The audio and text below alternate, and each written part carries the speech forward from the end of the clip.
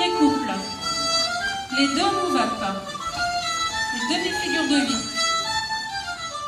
Ça consiste dans le fait que les musiciens se retrouvent avec un ou deux danseurs et on essaie d'une part de renouveler le stock de mélodies, parce qu'il y a plusieurs musiciens, donc il y a un échange déjà.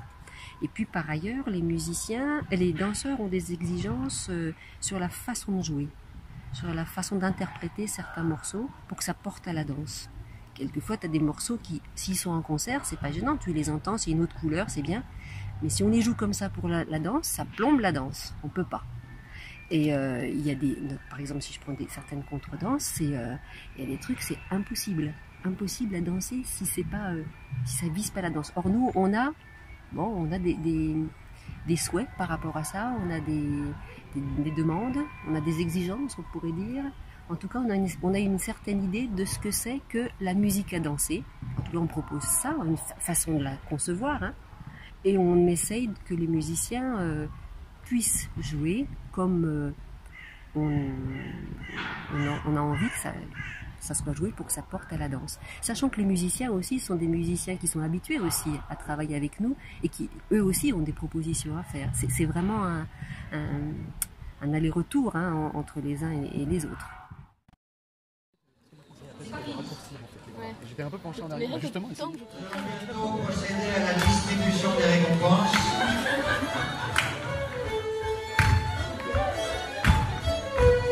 Murphy, ils en sont pas au même moment de la danse avec le problème.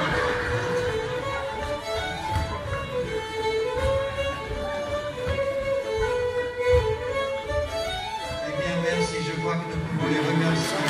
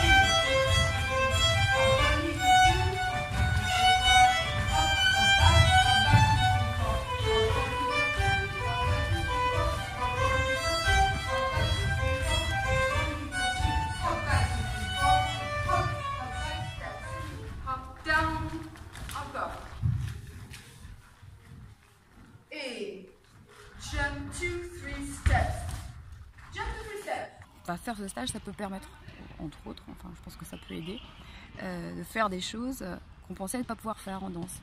En tout cas, c'est ce que certains disent aussi dans les débutants. Ils vont se mettre tout d'un coup à... Enfin, c'est pas tout d'un coup, hein, c'est parce qu'il y a une pédagogie aussi derrière, hein, qui ne sectionne pas le mouvement. Il y a un plaisir de la danse qui va pouvoir arriver et des appuis qu'on pensait ne pas choper qui vont arriver. C'est pas un coup de magie, il y a du boulot derrière, mais ça peut être une sacrée satisfaction. Chez nous, y a une fille plus belle que le jour. Pour aller à la danse, elle met tous ses atours, Et alors, ce qui est chouette aussi, effectivement, c'est pas forcément l'application telle quelle de ce qu'ils ont vu en atelier. Alors, de temps en temps, on fait des danses en balle qu'ils ont vues en atelier, donc c'est une super expérimentation parce qu'elle est du coup plus dans le travail, elle est vraiment dans la vie. Et ça, c'est assez agréable aussi. Mais il y a aussi tout le bagage en fait qu'ils ont construit tout au long de la journée avec les répertoires différents qu'ils peuvent réutiliser, y compris dans les danses qu'ils connaissent pas forcément en balle. Et c'est aussi agréable pour tout le monde. Et après, en plus, dans les balles, il y a ce mélange entre les différents niveaux, entre les différents âges, en fait, aussi entre les personnes. Là, il y a des enfants qui ont 13 ans, il y a des personnes qui sont nettement plus âgées, donc c'est aussi une richesse. Voilà, une façon très conviviale de partager la danse.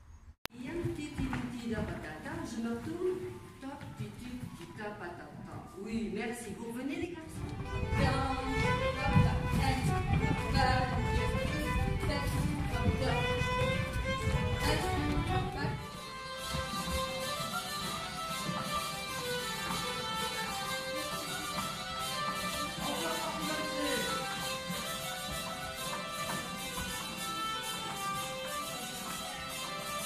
Allez bien, à droite.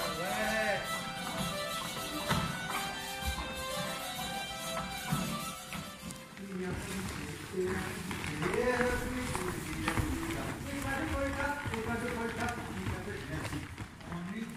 c'est pas mal. Est-ce qu'on pourrait faire réponse oui la même chose, mais dans l'autre sens?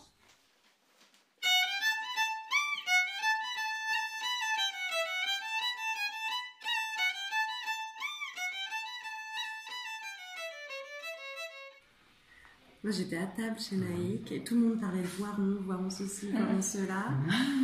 Et moi j'étais là, avec mes 19 ou 20 ans. Quelqu'un me posait la question, et toi tu viens Voiron? Je fonds en larmes, je dis mais ça fait 1 heure, je sais pas ce que c'est Voiron. Je suis venue, je suis jamais repartie.